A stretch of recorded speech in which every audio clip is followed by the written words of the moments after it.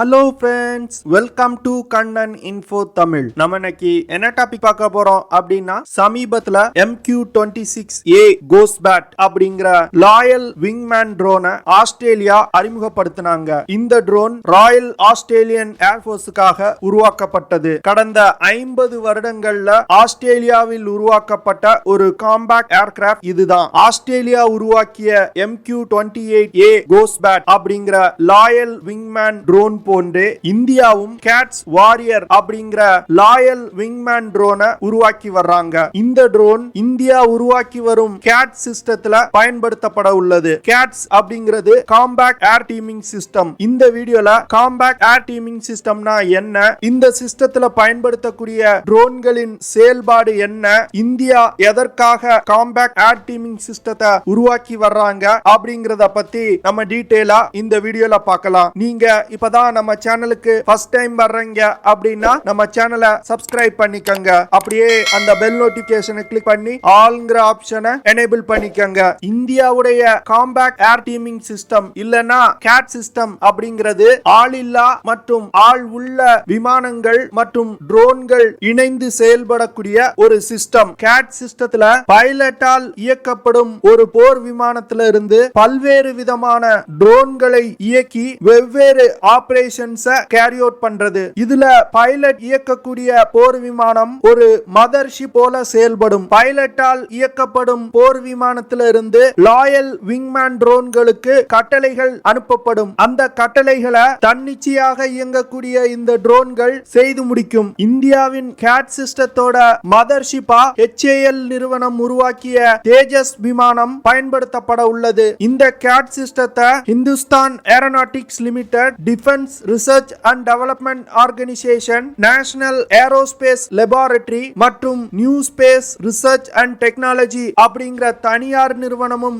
இணைந்து உருவாக்க போறாங்க. கேட் சிஸ்டத்துல ஒன்றுக்கும் மேற்பட்ட அட்வான்ஸ் ஏரியல் பிளாட்ஃபார்ம் மற்றும் அட்மாஸ்பியரிக் சேட்டலைட்களை உருவாக்கி பலவிதமான ஆபரேஷன்களை கேரி அவுட் பண்றது. குறிப்பா சொல்லணும் அப்படின்னா எதிரிகளோட எல்லைக்குள் நீண்ட தூரம் ஊடுருவி சென்று தாக்குதல், உளவு பார்த்தல், எதிரிகள் இலக்கு மீது வெகு தூரத்திலிருந்து தாக்குதல் நடத்துதல், அதிகமான ஆயுதங்களை எடுத்து சென்று எதிரிகள் மீது தாக்குதல் நடத்துவது, இது போன்ற ஆபத்தான தாக்குதல்களை நடத்துவதற்கு காம்பேக்ட் ஏர் டீமிங் சிஸ்டம் பயன்படுத்தப்படும். காம்பேக்ட் ஏர் டீமிங் சிஸ்டத்தை பயன்படுத்துறதுனால மனித உயிரிழப்புகளை தவிர்க்க முடியும். இந்தியா இந்த காம்பேக்ட் ஏர் டீமிங் சிஸ்டத்தோட முதல் சோதனையை 2024 வருடம் நடத்த திட்டமிட்டிருக்காங்க. இந்த காம்பேக்ட் ஏர் டீமிங் சிஸ்டத்துல 4 விதமான ட்ரோன்கள் பயன்படுத்தப்படுது. CATS warrior, CATS hunter, CATS alpha மற்றும் கேட்ஸ் இன்ஃபினிட்டி. இந்த 4 விதமான ட்ரோன்களையும் HAL உடைய தேஜஸ் விமானம் மதர்ஷிப் போல செயல்பட்டு கட்டுப்படுத்தும். கேட் சிஸ்டத்தை இந்திய விமானப்படையில் பயன்படுத்தக்கூடிய மற்ற விமானங்களையும் பயன்படுத்த திட்டமிட்டிருக்காங்க. குறிப்பா சொல்லணும் அப்படின்னா ரஃபேல் போர் விமானம், மிராஜ் 2000, ஜாகுவார், Su-30 MKI போன்ற விமானங்களையும் பயன்படுத்த திட்டமிட்டிருக்காங்க. கேட் சிஸ்டத்துல பயன்படுத்தக்கூடிய 4 விதமான ட்ரோன்களின் செயல்திறனை பத்தி பார்க்கலாம். முதல்ல கேட்ஸ் ஆல்பா. இந்த ட்ரோன் பார்ப்பதற்கு ஒரு மிசைல் போன்று இருக்கும். இந்த ட்ரோனோட கண்டெய்னர்ல 4 ஸ்வாம் ட்ரோன்கள் இருக்கும். கேட்ஸ் ஆல்பாவை தேஜஸ் விமானத்திலிருந்து லான்ச் செய்ததும் கிட்டத்தட்ட 80 கிலோமீட்டர் தூரம் வரைக்கும் பயணிக்கும். 80 கிலோமீட்டர் பயணத்திற்கு பிறகு கேட்ஸ் ஆல்பால உள்ள 4 ஸ்வாம் ட்ரோன்கள் பிரிந்து இலக்கை நோக்கி பயணிக்கும். இந்த ஸ்வாம் ட்ரோன்கள்னால 100 முதல் 150 கிலோமீட்டர் தூரம் வரைக்கும் பயணிக்க முடியும். அப்போ கேட்ஸ் ஆல்பா சிஸ்டத்தோட ரேஞ்ச் 175 இருந்து 125 கிலோமீட்டர். இந்த கேட்ஸ் ஆல்பா சிஸ்டம் ஒரு ஸ்டாண்ட் ஆஃப் வெப்பன் சிஸ்டமா செயல்படுது. HAL உடைய தேஜஸ் போர் விமானத்துல 4 கேட்ஸ் ஆல்பா ட்ரோன்களை எடுத்து செல்ல முடியும். அப்போ 20 ஸ்வாம் ட்ரோன்கள் ஆல்பால இருந்து வெளியேறி இலக்கை சென்று தாக்கும். அதுவே ஜாகுவார் போர் விமானத்துல 5 கேட்ஸ் ஆல்பாக்களை எடுத்து செல்ல முடியும். Su-30 MKI போர் விமானத்தினால 6 முதல் 8 கேட்ஸ் ஆல்பா ட்ரோன்களை எடுத்து செல்ல முடியும். இந்த ட்ரோன்கள்ல இருந்து 30 முதல் 40 ஸ்வாம் ட்ரோன்கள் வெளியேறி வெவ்வேறு இலக்குகளை தாக்கும். இப்படி அதிகமான எண்ணிக்கையில ஸ்வாம் ட்ரோன்களை கொண்டு தாக்க தாக்குதல் நடத்துறதுனால எதிரிகளுக்கு பலத்த சேதத்தை ஏற்படுத்த முடியும். கேட்ஸ் ஆல்பால இருந்து வெளியேறக்கூடிய ஸ்வாம் ட்ரோன்கள் சர்ஃபேஸ் டு ஏர் மிசைல்ஸ், ரடார்கள், ஃபைட்டர் ஜெட்ஸ் மற்றும் தரை இலக்குகளை மிக துல்லியமா தாக்கக்கூடியது. கேட்ஸ் ஆல்பா 25 கிலோகிராம் எடை கொண்டது. இந்த சிஸ்டம் ஃபோல்டபிள் விங்ஸ் கொண்ட சிஸ்டம். கேட்ஸ் ஆல்பால இருந்து வெளியேறக்கூடிய ஸ்வாம் ட்ரோன்கள் 5 முதல் 8 கிலோகிராம் எடை கொண்டதா இருக்கும். இந்த கேட்ஸ் ஆல்பா சிஸ்டத்துல artificial intelligence machine learning algorithm இருக்கு. இந்த அல்காரிதத்தை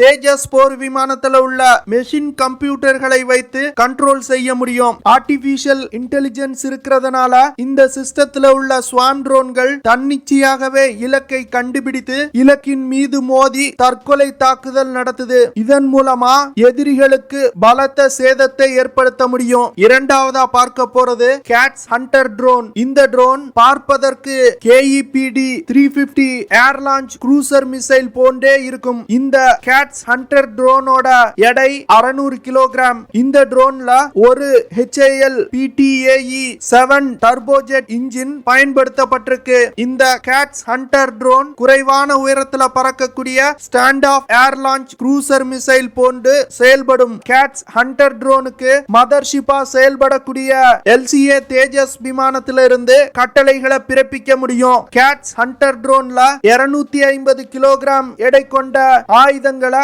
எடுத்து செல்ல முடியும். இந்த ஆயுதங்கள் யூனிட்ரி வார்ஹெட்ஸ் இல்லனா கிளஸ்டர் யூனிட்களா இருக்க வாய்ப்பு இருக்கு. இந்த வார்ஹெட்னால 200 முதல் 300 கிலோமீட்டர் தூரம் பயணித்து சென்று இலக்கை தாக்க முடியும். கேட்ஸ் ஹண்டர் ட்ரோன்ல இருந்து வார்ஹெட்களை இலக்கை நோக்கி லான்ச் செய்த பிறகு இந்த சிஸ்டங்களை பாராசூட் உதவியுடன் சேஃபா தரையிறக்க முடியும். கேட்ஸ் ஹண்டர் சிஸ்டம் இலக்கை கண்டுபிடிப்பதற்கும் இலக்கை சென்று தாக்குவதற்கும் குளோபல் நேவிகேஷன் சேட்டலைட் சிஸ்டம் மற்றும் டெரெயின் மேட்சிங் சிஸ்டங்களை பயன்படுத்துது. இந்த டெரெயின் மேட்சிங் சிஸ்டத்துல டேட்டா லிங்க் இருக்கு. இந்த டேட்டா லிங்க் மூலமா வார்ஹெட்கள் இலக்கை நோக்கி பயணித்துக் கொண்டிருக்கும் போது டார்கெட்டோட லொகேஷன் குறித்தான இன்ஃபர்மேஷன்ஸை அப்டேட் செய்ய முடியும். இதன் மூலமா இலக்கை மிகவும் துல்லியமா தாக்கும். கேட்ஸ் ஹண்டர் சிஸ்டத்துல இமேஜிங் சீக்கர் இருக்கு. இதன் மூலமா தன்னிச்சையாகவே டார்கெட்டுகளை கண்டுபிடிக்க முடியும். அடுத்து நம்ம பார்க்க போறது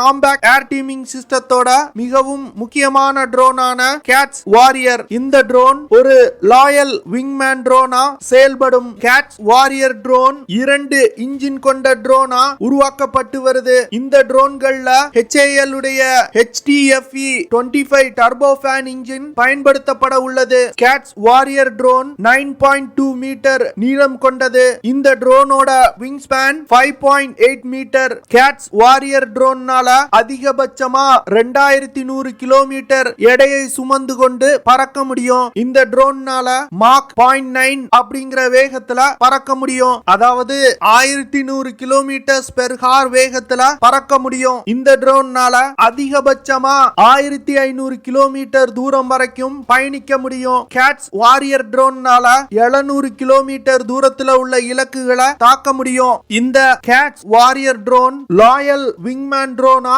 செயல்படும். இந்த ட்ரோனை கேட் சிஸ்டத்தோட மதர்ஷிப்பா செயல்படக்கூடிய LCA தேஜஸ் விமானத்துல இருந்து கட்டுப்படுத்த முடியும். கிட்டத்தட்ட 2 முதல் 4 கேட்ஸ் வாரியர் ட்ரோன்களை LCA தேஜஸ்ல இருந்து கண்ட்ரோல் செய்ய முடியும். இந்த கேட்ஸ் வாரியர் ட்ரோனோட முக்கியமான வேலை என்ன அப்படின்னா மதர்ஷிப்பா செயல்படக்கூடிய LCA தேஜஸ் விமானத்தை பாதுகாக்கிறது. கேட்ஸ் வாரியர் ட்ரோன் LCA தேஜஸ் விமானத்தோடு இணைந்து பயணிக்கும். அப்படி இல்லைன்னா விமானத்தோட பின்புறம் தொடர்ந்து பயணித்துக் கொண்டு வரும். கேட்ஸ் வாரியர் ட்ரோன் டெல் தொழில்நுட்பம் கொண்ட ட்ரோனா உருவாக்கப்பட்டு வருது. இதன் மூலமா எதிரிகளால இந்த ட்ரோன்களை கண்டுபிடிக்க முடியாது. கேட்ஸ் வாரியர் ட்ரோன்ல 4 ஹார்ட் பாயிண்ட்ஸ் இருக்கு. இந்த ட்ரோன்ல ஒரு இன்டர்னல் வெப்பன் பேஸ் சிஸ்டமும் இருக்கு. இந்த ஹார்ட் பாயிண்ட்ஸ் மற்றும் இன்டர்னல் வெப்பன் பேஸ் சிஸ்டத்தை பயன்படுத்தி 600 கிலோகிராம் எடை கொண்ட வெடிபொருட்களை சுமந்து சென்று தாக்குதல் நடத்த முடியும். கேட்ஸ் வாரியர் ட்ரோன்ல இருந்து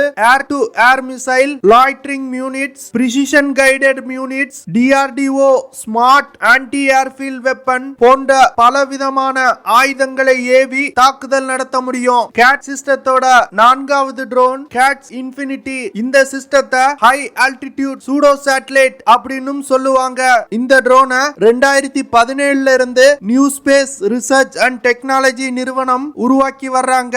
இந்த ட்ரோன்னால தொடர்ந்து 3 மாதம் 70,000 அடி உயரத்துல பறக்க முடியும். கேட்ஸ் இன்ஃபினிட்டி ட்ரோன்ல சோலார் பேனல்கள் இணைக்கப்பட்டிருக்கு. இதன் மூலமா சோலார் பேனல்கள் இருந்து எடுக்கக்கூடிய மின்சாரத்தை பயன்படுத்தி நீண்ட நாட்கள் பறக்க முடியும். இந்த ட்ரோனோட எடை 500 கிலோகிராம். கேட் சிஸ்டத்துல இந்த கேட்ஸ் இன்ஃபினிட்டி ட்ரோன் மிகவும் ஒரு முக்கியமான சிஸ்டமா செயல்படுது. அதாவது மதர்ஷிப்பா செயல்படக்கூடிய தேஜஸ் போர் விமானத்தையும் ஹண்டர், ஆல்பா மற்றும் வாரியர் ட்ரோன்களையும் இணைக்கக்கூடிய ஒரு பாலம் போன்று செயல்படுது. இந்த ட்ரோன்கள்ல ஒன்றுக்கும் மேற்பட்ட அல்ட்ரா லைட் வெயிட் எலக்ட்ரிக்கல் மோட்டார்கள் இணைக்கப்பட்டிருக்கு. இந்த மோட்டார்களை பயன்படுத்தி 90 முதல் 100 கிலோமீட்டர் பெர் ஹார் வேகத்துல பயணிக்க முடியும். இந்த ட்ரோன்கள்ல பலவிதமான சென்சார்கள், ஹை ரெசல்யூஷன் கேமராக்கள் இணைக்கப்பட்டிருக்கும். இதன் மூலமா நமது எல்லைக்குள் இருந்து கொண்டே 200 கிலோமீட்டர் தூரம் வரைக்கும் எதிரிகளோட எல்லைக்குள் உளவு பார்க்க முடியும். இந்த இன்ஃபினிட்டி ட்ரோன்களை கேட் சிஸ்டத்துக்காக மட்டும் டெவலப் செய்யல. இந்த சிஸ்டங்கள் mobile, autonomous robot, unmanned ground vehicles போன்ற தன்னிச்சையாக செயல்படக்கூடிய பல சிஸ்டங்களை இயக்குறதுக்காக இந்தியா டெவலப் செய்து வர்றாங்க. இன்ஃபினிட்டி ட்ரோனை உருவாக்குறதுக்காக கிட்டத்தட்ட 700 கோடி ரூபாய் வரைக்கும் இந்திய அரசாங்கம் முதலீடு பண்ணிருக்காங்க. இந்தியா எதற்காக இது போன்ற காம்பாக்ட் ஏர் டீமிங் சிஸ்டங்களை உருவாக்கி இருக்காங்க அப்படின்னா, குறைவான மனித செயல்பாடுகளுடன் எதிரிகளோட எல்லைக்குள் செல்லாமல் தொலை தூரத்தில் இருந்து கொண்டே எதிரிகளோட வெவ்வேறு இலக்குகளை தாக்க முடியும். இதன் மூலமா எதிரி எங்க இருந்து தாக்குதல் வருது அப்படிங்கறதையே கணிக்க முடியாது. ஓகே ஃப்ரெண்ட்ஸ், நம்ம வீடியோவோட நிறைவு பகுதிக்கு வந்துட்டோம். இதெல்லாம் தான் நான் உங்ககிட்ட ஷேர் பண்ணணும் அப்படின்னு நினைச்ச விஷயங்கள். ஐ ஹோப் நான் ஷேர் பண்ண விஷயங்கள் உங்களுக்கு பிடிச்சிருக்கும் நினைக்கிறேன். அப்படி பிடிச்சிருந்துச்சுன்னா ஷேர் பண்ணுங்க, லைக் பண்ணுங்க, கமெண்ட் பண்ணுங்க, மறக்காம நம்ம சேனலுக்கு சப்ஸ்கிரைப் பண்ணுங்க. அப்படியே அந்த பெல் நோட்டிபிகேஷனை கிளிக் பண்ணி ஆல்ங்கிற ஆப்ஷனை எனேபிள் பண்ணிக்கங்க. See you in the next video. Jai Hind.